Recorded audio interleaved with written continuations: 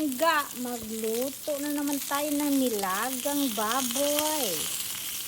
So, bago ko to sabawan, ginaganito ko muna yung iba, binablanch. Sa akin, ganito yung magluto ko. Parang piniprito ko. Pero hindi ko to nilagyan ng ng mantika. Pa-brown ko lang konti.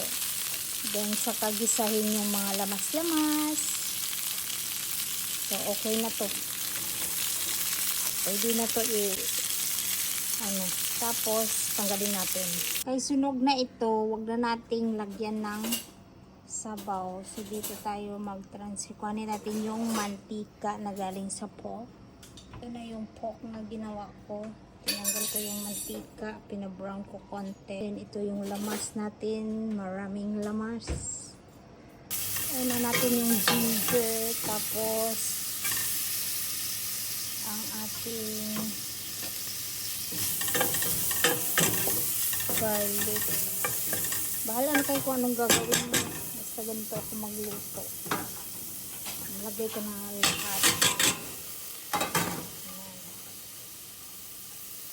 Parang ginisang tinola o whatever. Basta ganito ako magluto. Yung iba, ginablanch yung karne. Kung nalagay na natin yung karne, lagyan natin ng maraming sabaw. Check natin yung nilagang baboy. Uy!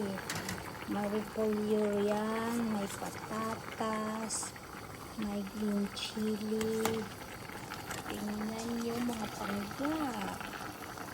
Lunch namin. Diba? Lunch time.